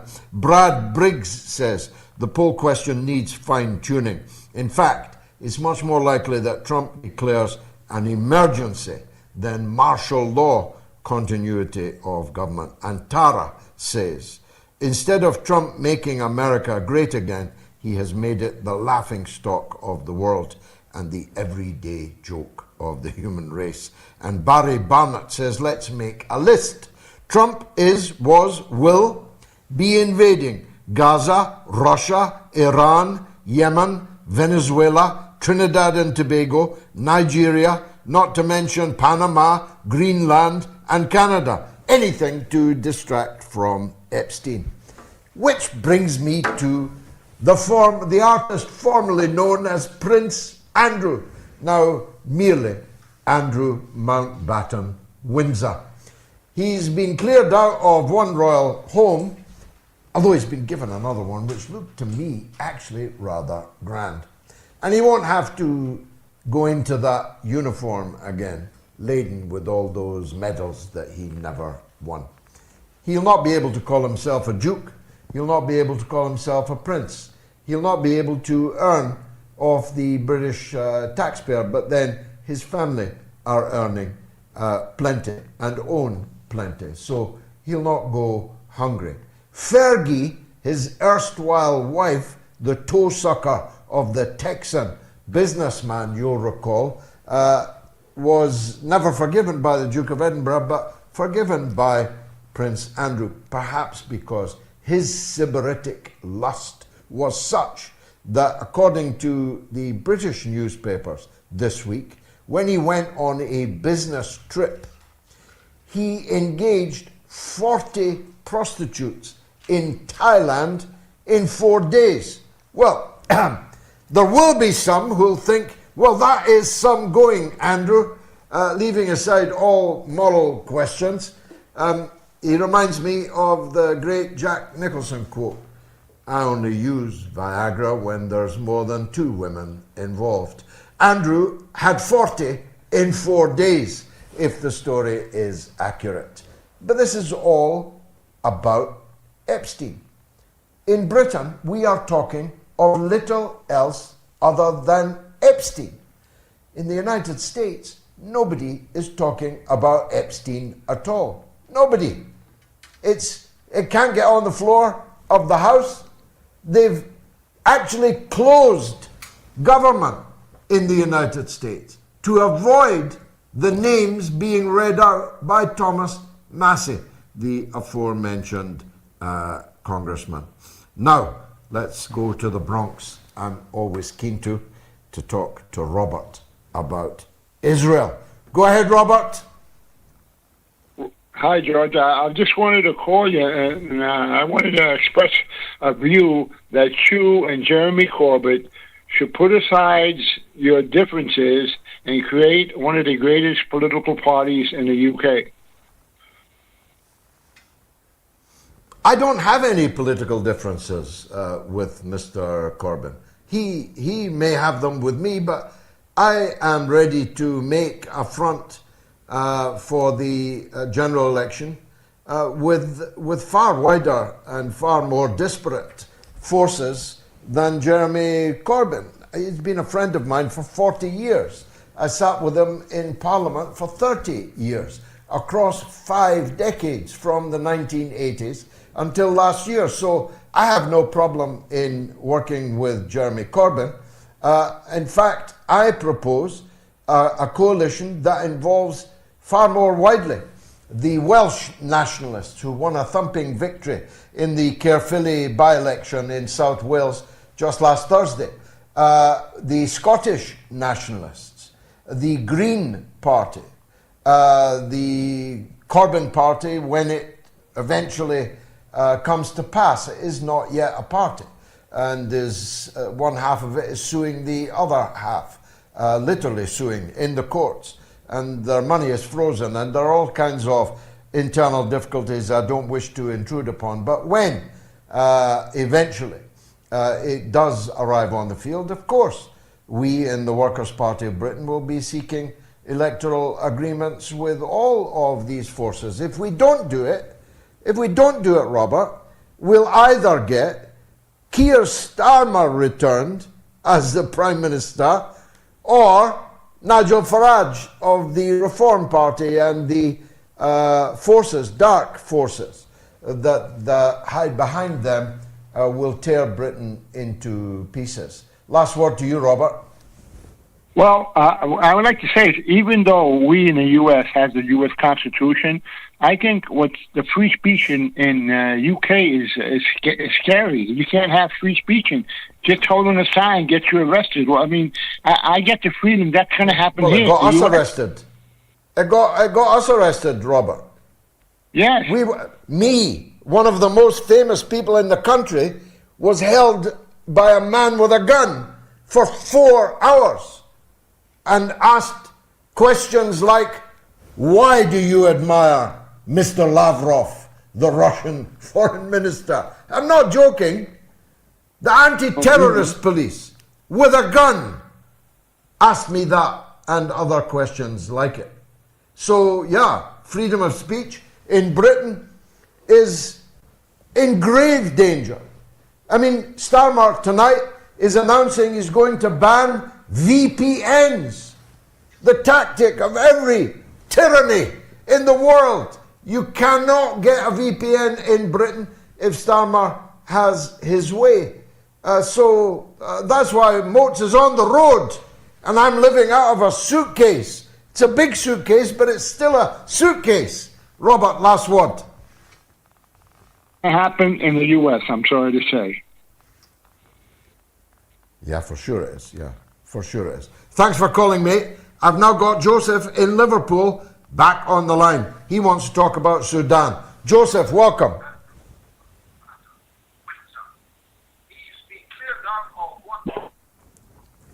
If you Joseph? educate a lot of people around the world, and good evening to your listeners. Well, I don't have him on my line, at least. Do I have someone in Canada? Hello? Yes, go ahead. Who is this? It's Joseph. Hello? Yes, Joseph, finally. George, go ahead. What do you want to say? Yeah, go ahead.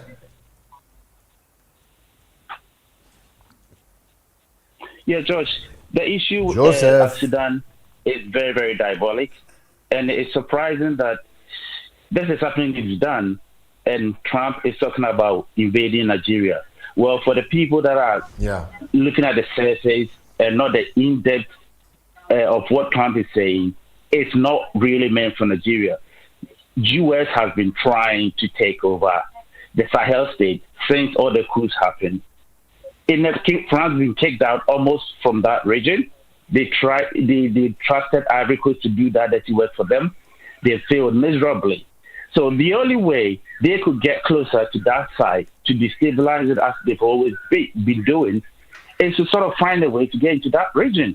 The previous government of Ghana literally gave the country to them to have a military base. The current president objected that. Ivory Coast failed. Cote d'Ivoire is in chaos, so they have no way of reaching that region to start what they've always been doing. I mean, it's so sickening that if they have the might to fight Boko Haram, why haven't they gone to Sudan to stop that? And yet they talk about... Well, look, first of all, Joseph, they don't have the might to invade Nigeria. I know that Americans famously have short memories, and I famously have an exceedingly long memory.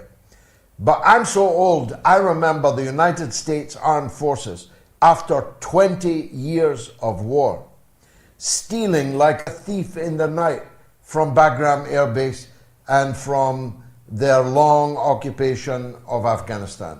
I remember that the Taliban, men in sandals, with Kalashnikovs, and with not very much else, whipping their ass and driving them out of their country, having bled them financially and in blood itself for 20 years. A 20-year war. They lost it in Afghanistan.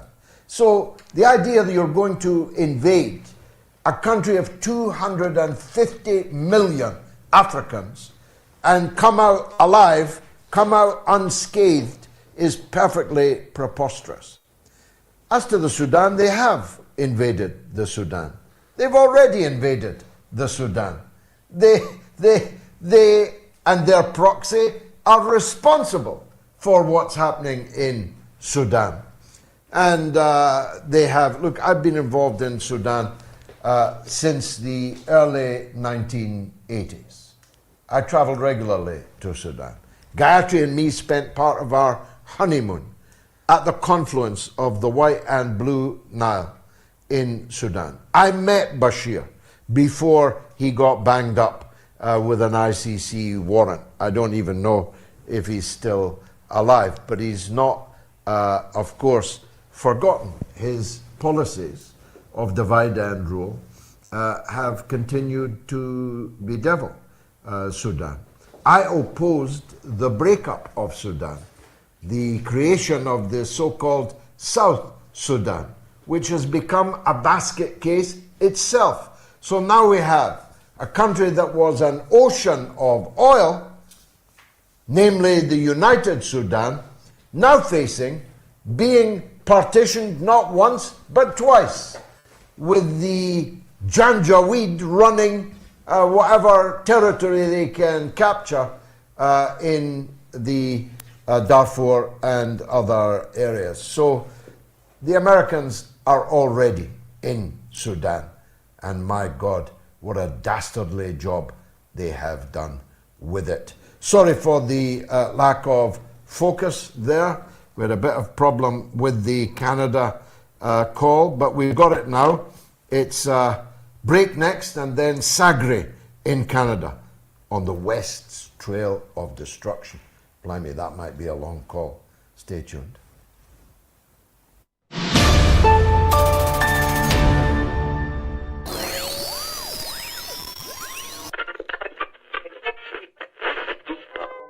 We interrupt this program to bring you a special announcement. A big thank you to all our wonderful listeners, as the Mother of All Talk Shows podcast is now one of the most listened to political podcasts in the entire world. We are the #1 English-speaking political podcast in the Middle East, and in the last year alone have charted in the top 10 in podcast land in Pakistan, Russia, and China. Like, rate, and subscribe to the MOATS podcast on Spotify, Apple Podcasts, or wherever you listen to your podcasts to be a part of the fastest rising independent news show in the world.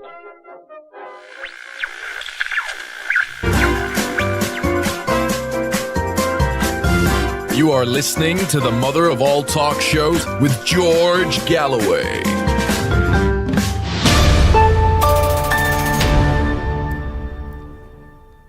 Well, I can close the poll. Will Trump shred the Constitution to stand for a third term?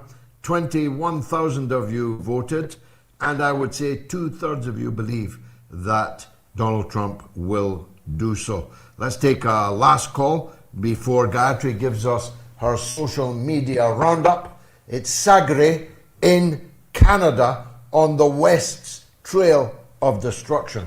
And what a trail, a Via Dolorosa it is. Go ahead, Sagre.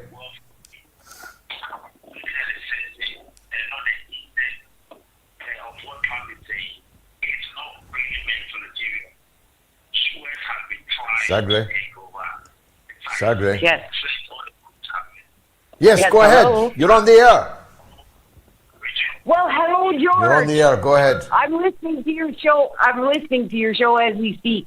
I just wanted to say I am so thankful to stumble over you less than a year ago. You are brilliant, and your truth and keen insight is a breath of fresh air. And I think our world is in a land of confusion, division, and chaos.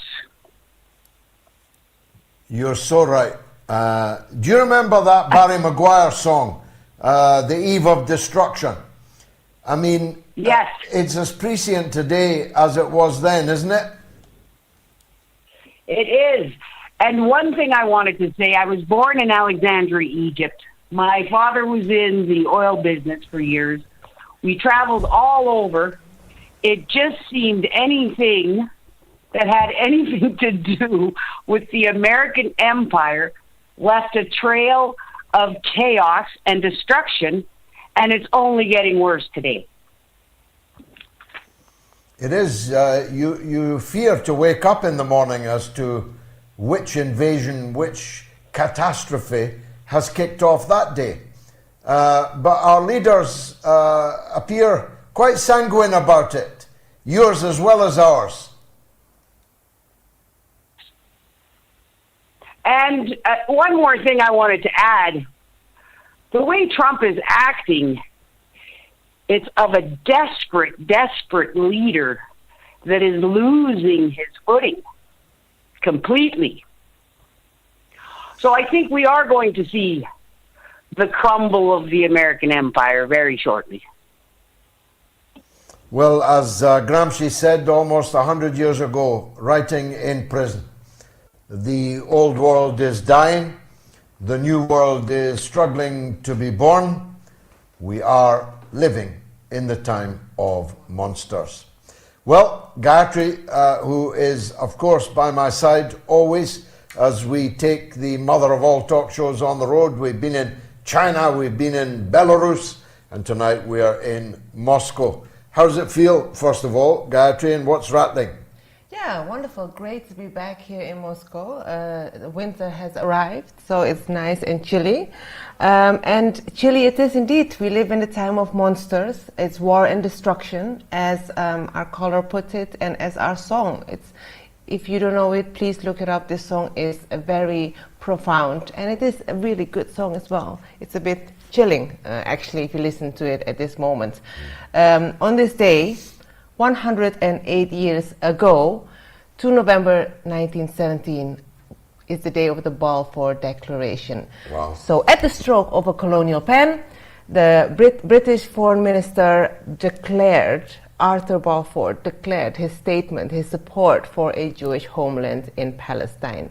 There it is, we have it in writing in front of us on the screen, and I guess the rest is history. Yeah, but if you look at that second paragraph, you will notice that second paragraph, outrageous though the first paragraph was, the second paragraph was supposed to, I suppose you could say, mitigate it. Mm-hmm. That nothing shall be done to prejudice the existing rights of the Palestinian population. Well, that worked out well, didn't it? And as you've heard me say so often, Gayatri, this was unique, even by the standards of imperialism, because Britain didn't even possess Palestine at the moment that stroke of the colonial pen was written. So we, on behalf of one people, promised to a second people the land that belonged to a third people before we even had it as a colonial possession. And look at the staircase of blood and misery that we have descended ever since that colonial letter written in 1917 on this day. Yeah, it was their way of holding on and expanding their imperial conquest, isn't it? Because sure. Palestine was so perfectly located between the Mediterranean, the Sinai Desert, and that's before they even knew how important oil was going to turn out to be. Yes, exactly. What a disaster! What a disaster! Graham Briggs White replies to our poll tonight whether Trump will scupper his whether he goes for a third term.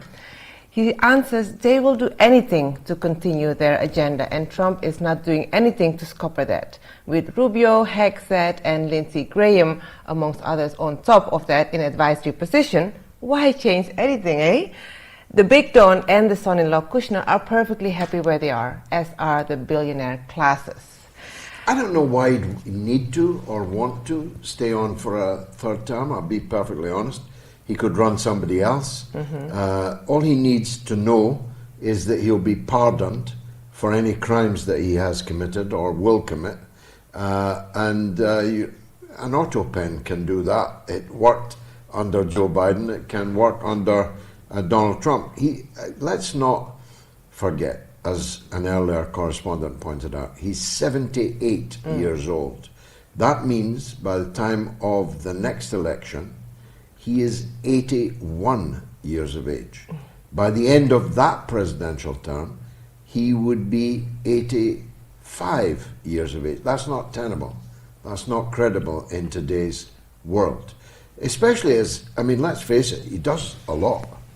He's talking non-stop every day, and he's on an airplane traveling somewhere to fix their problems. Make peace deals. He's out of the U.S. more often than he's in the U.S. Oh, for sure. So where Talk America about first putting comes. America first. He's never in America. Yeah. He's never there, let alone paying attention to it, unless he's building a $300 million ballroom, which looks like the Palace of Versailles. And we know what happened to the occupants of the Palace of Versailles. One of their characteristics is their audacity, right? To say one thing and then do the other thing, the same, hypocrisy. Yeah. Did you see the Secretary Pete Hegseth in ASEAN, at the ASEAN meeting in Southeast Asia, saying China is unlawfully claiming jurisdiction over water that are not theirs and attempting to regulate and limit peaceful military actions by other nations? I mean, he says it with a straight face. I mean, they're bombing fishermen boats in the Caribbean. More than 60 they've killed. More now. than 60 people That's they've 60 just killed. murders, because that's what they are. They have no lawful legitimacy whatsoever. They can't even tell you the names, can't even make up the names of the people that they are killing. 60 murders have been committed by Pete Hegseth on the orders of Donald Trump. And Hegseth should know that the Nuremberg trial killed forever the idea that I was only obeying orders was a legitimate defense for murder. Exactly. And one more point of audacity, and well, it's beyond it really. We often say that the lipstick is off, the mask is off. They're just plain naked at the moment. Have you seen the latest cover of the Economist? No. It shows a helmet covered in money and bullets, and it says Europe's opportunity, the financial case for supporting Ukraine. I mean, they're not even hiding it anymore. This is... They long ago stopped hiding it, but the Ukraine war is running out fast for them. The Russian armed forces are carrying all before them. The Ukrainians are beginning to surrender in very substantial numbers. They are. But I did speak to a guy who knows a thing or two about military things. I just met him actually here yesterday when we were scoping this studio. He made a very profound comment to me. He said that the Ukraine war, and it's in particular the domination of drone warfare, is forcing the biggest change in military matters since the invention of gunpowder. We'll maybe have a chance to talk about that on another occasion. But his case was that drones render obsolete moving tanks. You can still dig them in and use them as artillery, but moving tanks. They have rendered obsolete artillery. I was an artilleryman myself in the Royal Artillery Army Cadet Force Battery 2. Artillery, unless it's 40 kilometers or so from the front line, is now obsolete because these drones will kill it. Large formations of soldiers are now OTOs because of the development of drones. Warships are now OTOs. Battleships and especially aircraft carriers are now redundant. This is a revolution in military matters that has taken place in just, 3 years? In 3 years, the entire future of warfare has completely changed. A $500 drone can destroy a multi-million-dollar piece of equipment just like that and can't be defended against. And that's before you even mention Russia's military technology developments in submarine warfare, in the Orishnik, in the incredible development of hypersonic missiles, which are the real game changer, of course. Well, interesting you should talk Foreign about. statesmen, please take note. They have taken notes. The next caller, Norma, is actually wanting to talk to you about that, nuclear weapons. Ah, yes. Norma, a legend on the line to bring the show to a close. Norma in Bristol. Always a delight, Norma. What would you like to say? Hello, George. Well, it is about nuclear weapons, and I'm in a dilemma, really. Now, CND has they've incorporated themselves into the Gaza support demos, and Jeremy Corbyn, he often speaks on platforms of the dangers that they don't say much on the MSN. But you see, George, listen, contrary to them being a deterrent, I mean, this is another argument. They are a deterrent. If we didn't spend as much on them, like billions, would we be vulnerable? And I find it a bit confusing, or there's two trains of thought. That's what I'm trying to say. Although I have been a member of CND for years, and I know you have, and I know you. Yeah. I know you always defend them nobly. Of course, I'm glad that CND is involved in the Gaza support demos, but I do wish that as the campaign for nuclear disarmament, they would spend rather more time and effort on the issue of nuclear disarmament. The fact that they don't do so is, I'm afraid, a very sad thing. They don't do so because that would require them to appear to be supporting Russia in the conflict with NATO rather than supporting Ukraine. They maintain the narrative that Russia invaded Ukraine. It did not. Ukraine invaded the Russian-speaking people of the Donbass by overthrowing the president elected by all Ukrainians in 2014 and then beginning a war of attrition against the Russian-speaking people of Ukraine. CND and others on the so-called left cannot accept that narrative, and therefore they leave the Ukraine war alone and they redirect their energies to Gaza. Now, you know me, Norma, Gaza could scarcely be more important to me, but it's not as important as World War III. And World War III is going to erupt, if it erupts, not in Gaza, but in Europe, in the NATO invasion of Ukraine and its attempt to destroy the Russian Federation, which they openly state. If there's one name I want everybody to remember tonight, it's this name, Kaliningrad. If anybody survives to write the history of this period, the name Kaliningrad will be there at the top of their writing paper. Why? Because this evening, a blockade of the Russian territory of Kaliningrad began, imposed by NATO and the yapping chihuahuas of the Baltic states. That embargo, blockade, is an act of war against a recognized part of the Russian Federation. They are not allowing any oil or gas or anything else to go to the Russian population in Kaliningrad. It is a new flashpoint, and it might be the flashpoint for what becomes World War III. Thanks, Norma, for, as always, closing the show with such style. I look forward. We can't leave without Erebos, the legend in New York, who wants to talk about Scott Ritter and Sudan. Go ahead, Erebos.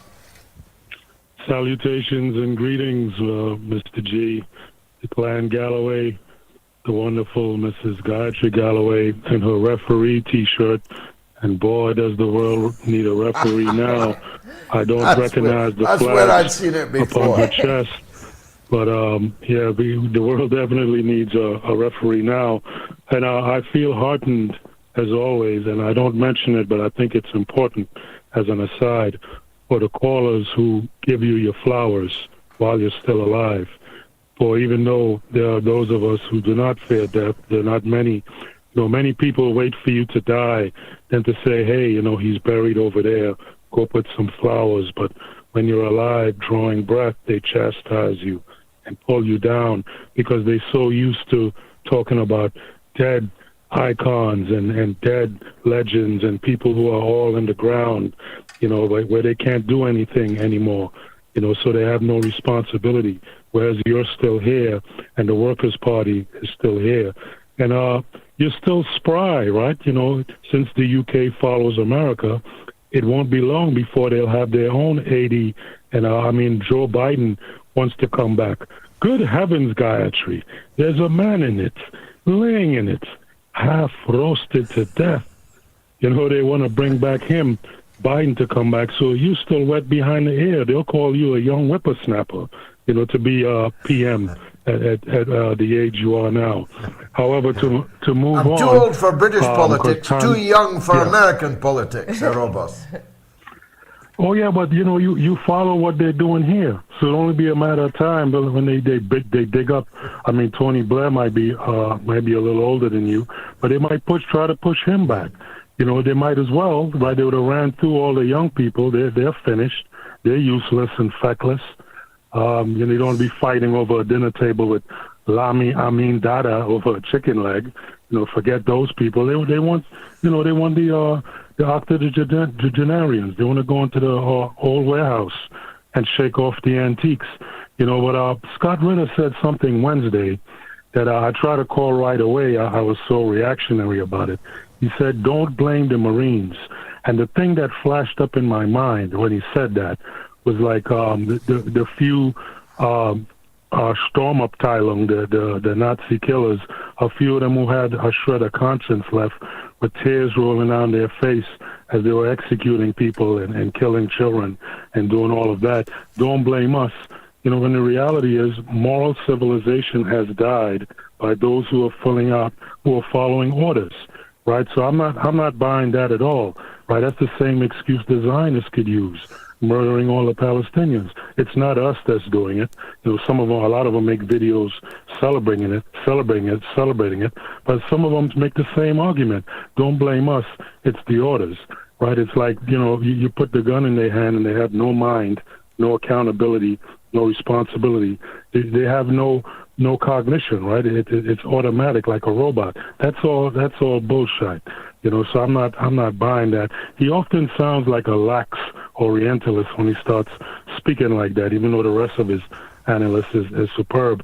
And just to finish off, because time is always against us as usual.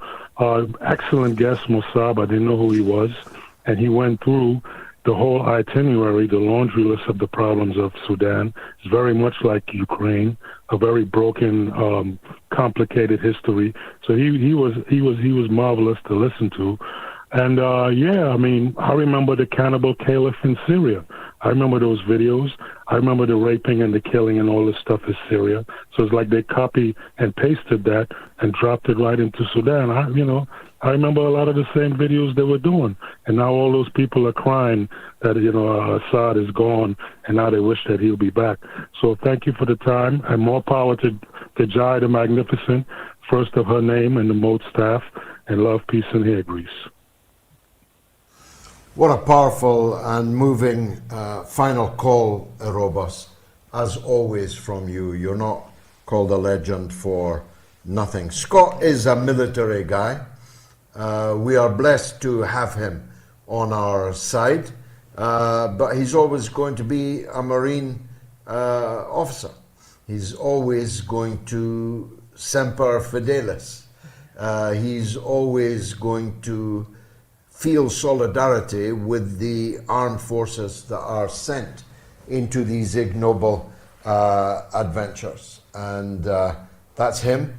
He's not going to change, but he is a strategic ally of ours on all of these subjects, and he delivers argumentation and analysis which is second to none in the world, and that's reflected by the numbers he chalks up habitually every time he appears on this, the mother of all talk shows. But everyone makes this show, everyone who donated this evening or who will donate as soon as I've finished speaking, everyone who has called the show, even if they did not get on the air.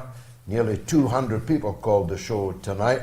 We are unable to take more than a few callers because we had two guests of the highest order. But the big thanks is for you, the viewers. Please keep watching the show, keep spreading the word. It's the mother of all talk shows. If God spares me, I'll be back on Wednesday. Tune in, don't forget it. I keep mixing up my Sundays and Wednesdays because traveling as I am, whether it's Sunday or Wednesday, doesn't make a lot of difference to me. It's been marvelous. See you then. Good night.